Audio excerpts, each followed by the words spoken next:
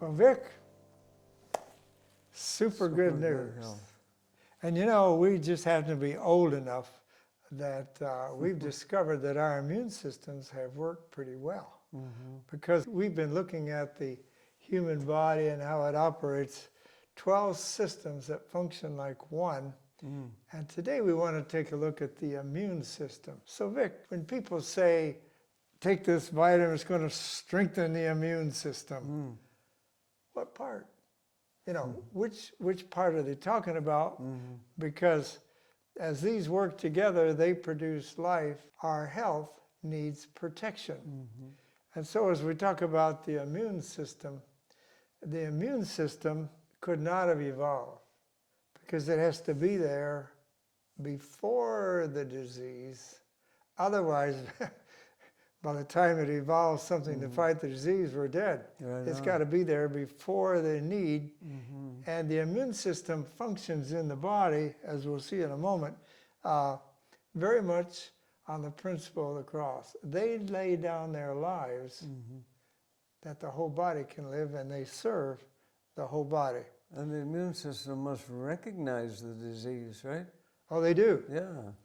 The lymphatic system is one of the major factors, and we can't look at that in the body because it's actually like a second vein and artery, except in this case, it only goes one way. It has an end to the lymphatic, and it moves all the products of the body, of the cells, it moves it towards the heart, and the only thing that moves that is exercise. So we have to move in order to make the lymphatic system work. And that's part of the problem.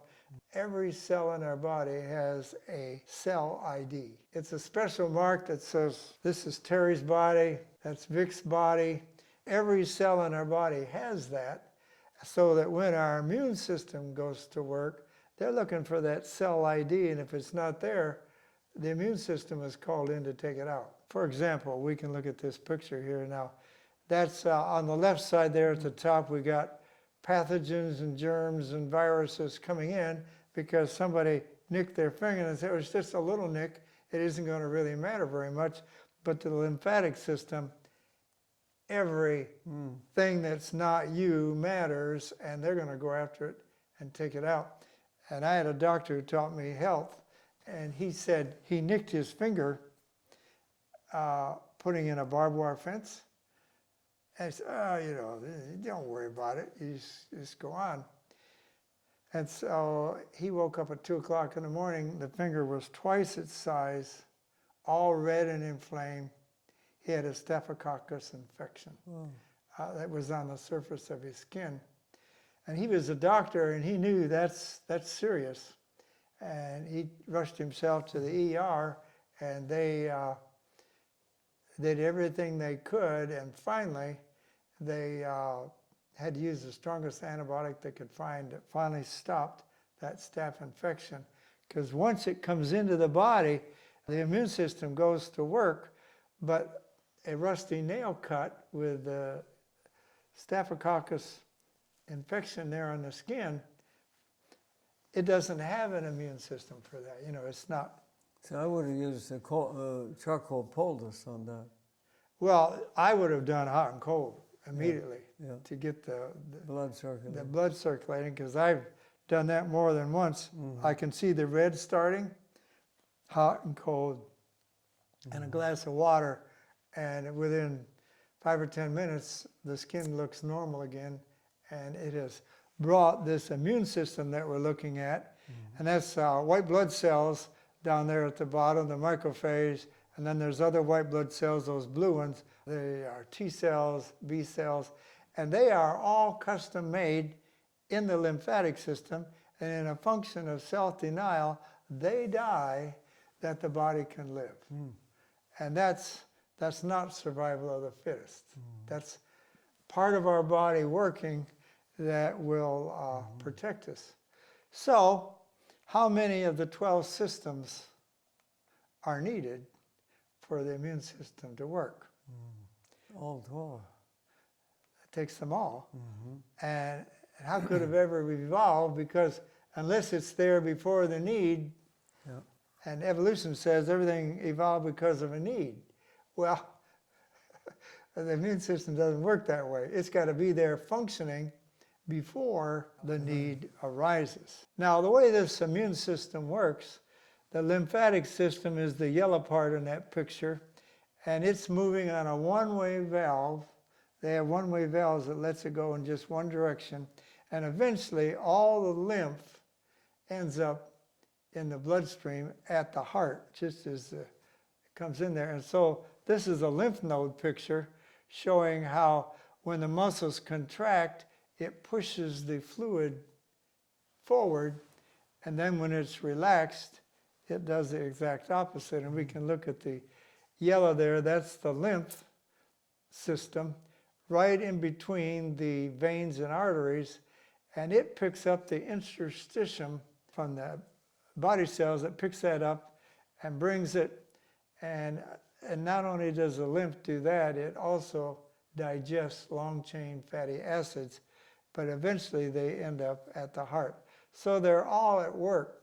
So let's just take a look at Sir Frederick here, and let's just notice the first part of the immune system that everybody sees all the time, and particularly as we mature, we notice the skin. The chitin in the skin blocks all the germs and stuff that would try to come into the body. The skin is waterproof, it's germ-proof, it keeps the pathogens and germs out. That's the first one. And then the second one is the bone marrow. And you can see on the ribs, right there, the bones are cut off there.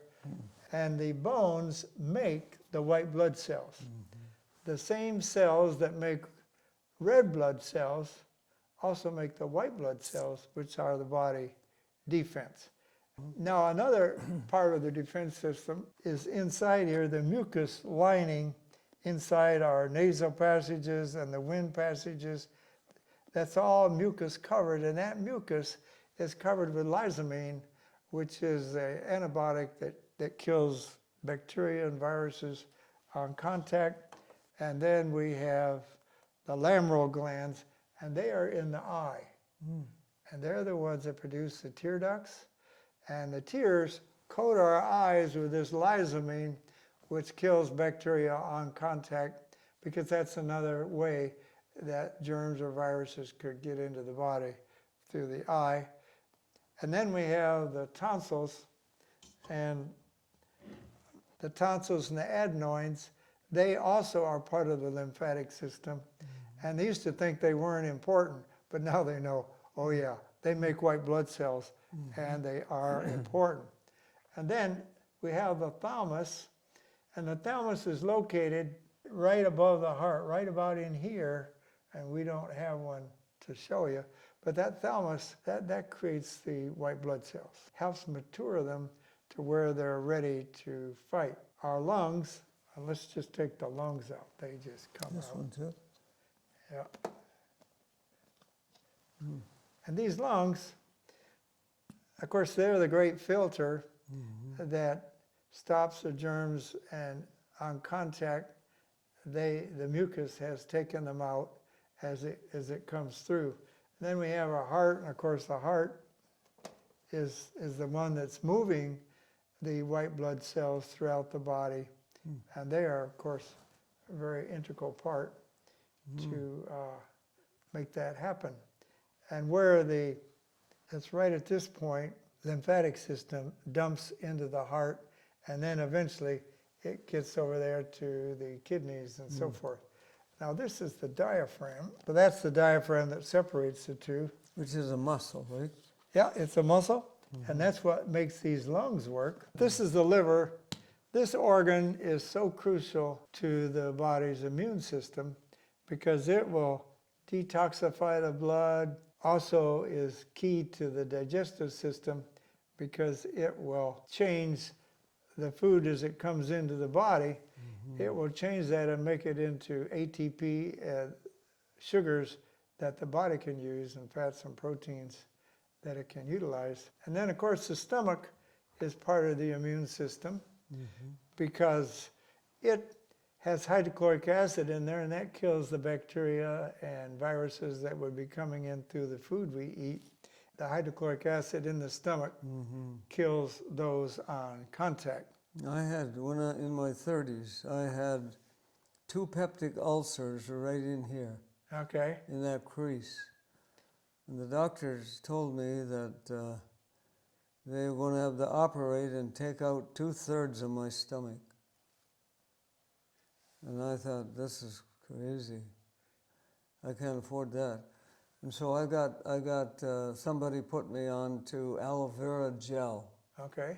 I drank aloe vera gel morning, evening, and night before I went to bed. And in 3 weeks, I was completely healed. Beautiful. Yeah. And Yeah, you don't want to lose your stomach. I've never had a problem from that day to this. So remember that, aloe vera Aloe gel. vera gel, if you got problems. And Yeah. that's And excellent. that's 50 years ago. And the pancreas is the one that produces insulin, and the diabetics. See, this is the spleen part Oh, yeah. that works. Yeah. And they are all part of this immune system that works so wonderfully well. And the spleen is important because that makes blood cells too, right? Yes, it makes the white blood cells white and blood produces the antibodies that go and fight specific germs as they come into the body. Yeah. I got injured in the bush and I wrecked my spleen. For a long time I suffered with spleen, but I didn't have it removed, and I still have it. And It's still working, and you're how young?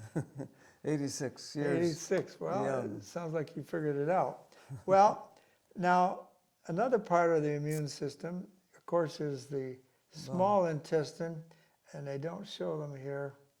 It's called Peyer's patches, and they make white blood cells. But in the colon, we have more bacteria in that colon than there are cells in the body. So there's 100 trillion bacteria in there, and they keep the bad guys down. And then in the colon is where they reside, most of the bacteria. They work there. And that's all part of that immune system and how it works. The lymph nodes, we have those in our neck and our groin, and they're the ones that collect the lymph and then sort it out and put the white blood cells that fight it. And then they pick up the interstitium, which is the fluid in between the bodies. They're also under your armpits. Eh? And the armpits, right. Then we got our kidneys, but the kidneys also play a super major role in the immune system because they're the ones that take out all the bad stuff and that the lymph picked up. They will process that and help remove it. And so we're so fearfully and wonderfully made that when we take a look at the immune system, how it works, it's a miracle. It's no small miracle. And the liver is the largest organ in the body.